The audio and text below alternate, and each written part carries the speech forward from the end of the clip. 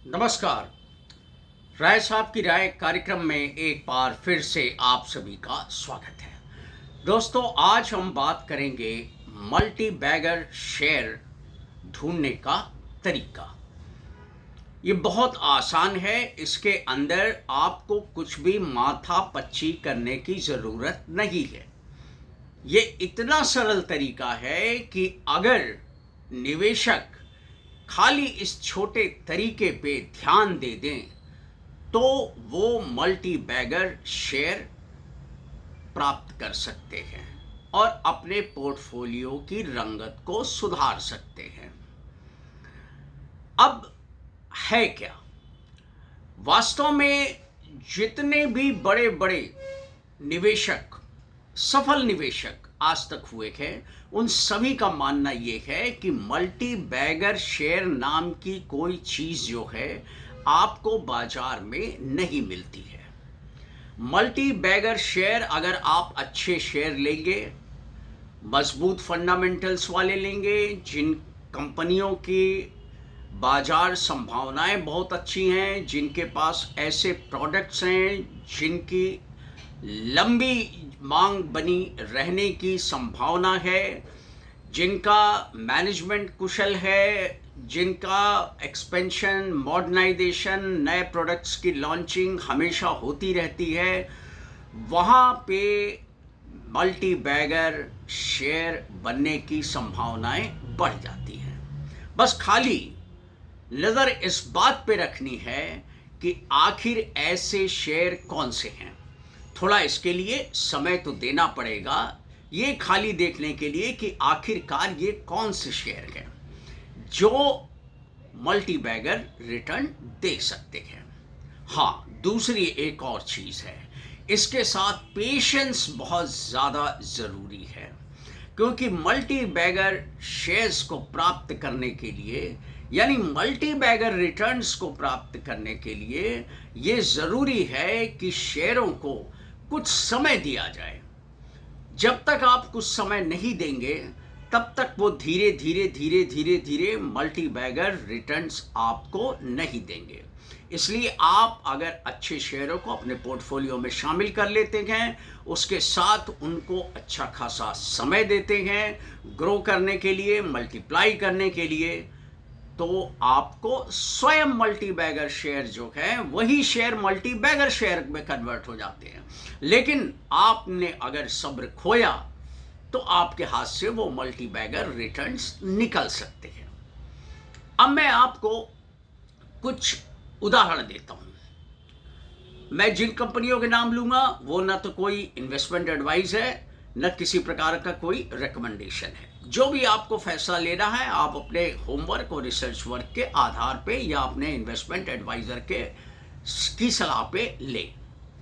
तो आइए मैं आपको उदाहरण देता हूं।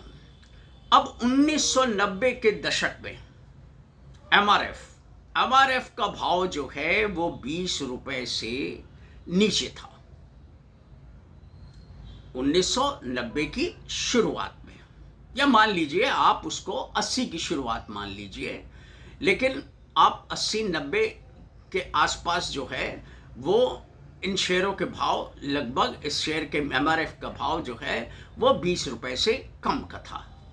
अब जिन्होंने उस समय ये शेयर ले लिए और पोर्टफोलियो में रख लिए, एमआरएफ वैसे भी, अगर आप टायरों की क्वालिटी का जहाँ तक सवाल है, टायरों की ड्यूरेबिलिटी का सवाल है, एमआरएफ बाजार में सबसे बढ़िया टायर या ब्रांड माना जाता है। अब अगर यही सोच के किसी ने ले लिया और एमआरएफ की पुरानी परफॉर्मेंस पे थोड़ा सा ध्यान दे दिया, तो अब जिन लोगों ने पेशेंस रखा और इतने समय तक, यानी आज तक जो लोग उस शेयर को रखे रहे, उन्होंने हड़बड़ी में या दुगना तिगुना 4 गुना हो गया शेयर, उसके बाद बेचा नहीं, तो वही शेयर जो है वो शेयर आज 1,50,000 रुपए प्रति शेयर के भाव पर चल रहा है। हाँ, वो दीगर बात है कि अगर 5 गुना 6 गुना हुआ तो थोड़ा बहुत प्रॉफिट बुक करके, यानी आप अपनी एक्विजिशन कॉस्ट को नील कर सकते हैं। लेकिन अगर आपने वो नील करने के बाद बाकी बचे शेयरों को अगर छोड़ दिया होता तो आज वही शेयर 1,55,000 प्रति शेयर की कीमत उसकी हो गई होती और आपको कितने गुना रिटर्न मिला होता ये खुद कैलकुलेट किया जा सकता है। इसी तरीके से पीडीलाइट हो चाहे एशियन पेंट्स हो, ये दोनों शेयर जो हैं 20 रुपए से कम के थे और जिन लोगों ने इन शेयरों को लंबे समय तक रखा उनको अच्छा खासा मल्टी बैगर रिटर्न जो है वो मिला। इसके अलावा आप विप्रो को ले लीजिए, विप्रो के भी शेयर उस समय बहुत महंगे नहीं थे।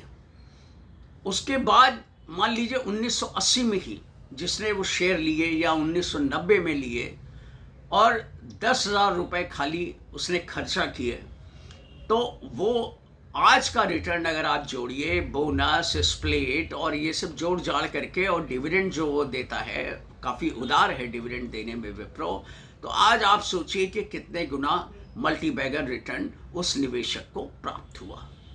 तो ये सब्र वाली चीज़ है। हमेशा जो अनुभवी और सफल निवेशक हैं वो यही कहते हैं कि अगर आपको अच्छे शेयर आपके पोर्टफोलियो में शामिल हो जाते हैं, ऐसे शेयर जैसे विप्रो है या एमआरएफ है, पीडीलाइट है, एशियन पेंट्स है, इस टाइप के शेयर, अगर आपको नेस्ले है, तो ये इस टाइप के शेयर जो है, आईटीसी है, इस टाइप के शेयर अगर आपने ले लिए अपने पोर्टफोलियो में और इनको कुछ समय दिया और थोड़े से मुनाफे को बांध करके अगर आप बाजार से नहीं निकले तो यही शेयर आपको लॉन्ग टर्म में मल्टी बैगर रिटर्न दे सकते हैं। तो इस तरीके से आप खाली इन शेयरों को देखिए, समझिए और आप इसका पूरा फायदा उठा सकते हैं।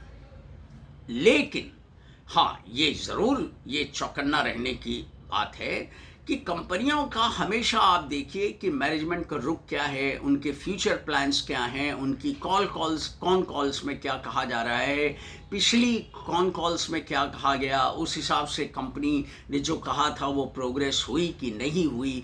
तो इन सब चीज़ों पे थोड़ा ध्यान देना ज़रूरी है।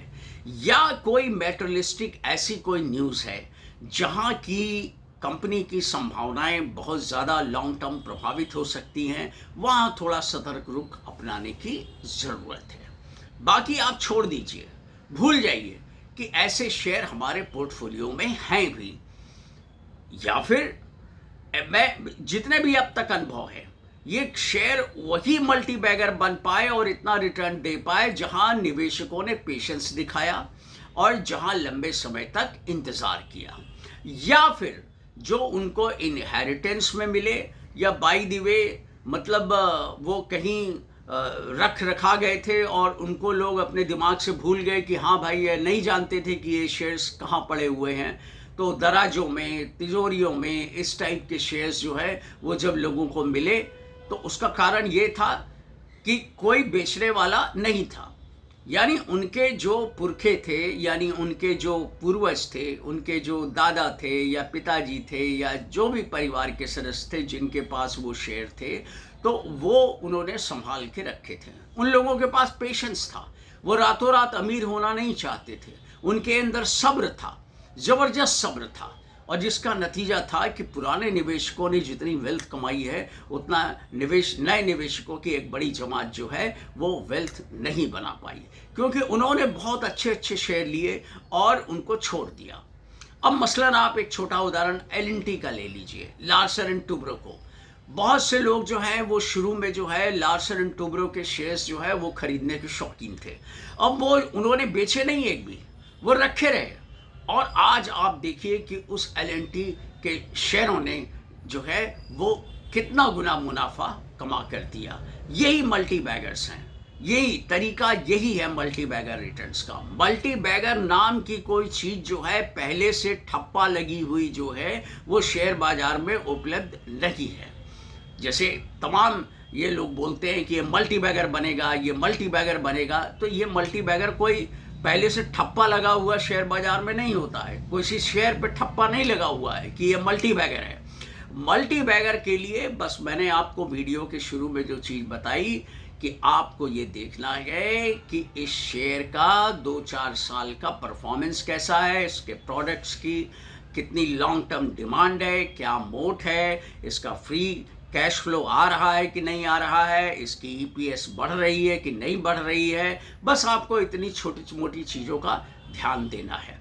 अगर कैश फ्लो बढ़ रहा है, ऑपरेटिंग एक्टिविटीज से फ्री कैश फ्लो बढ़ रहा है, ईपीएस बढ़ रहा है, टर्नओवर प्रॉफिट बढ़ रहा है लगातार, बस ये इतना काफ़ी है। और मैनेजमेंट पे ज़रूर ध्यान दीजिए कि मैनेजमेंट का रुख क्या है, मैनेजमेंट की क्वालिटी क्या है। बस इतना काम आपका हो गया और आपने मल्टी बैगर शेयर अपने पोर्टफोलियो में शामिल कर लिया और उसको फिर समय दीजिए।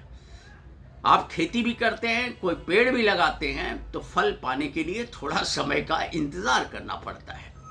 ऐसे नहीं है कि आज पेड़ लगाया या खेत में कोई बीज बोया और कल फसल काटने निकल गए, महीने में 15 दिन में फसल आपने काट ली। नहीं, ऐसा नहीं होता।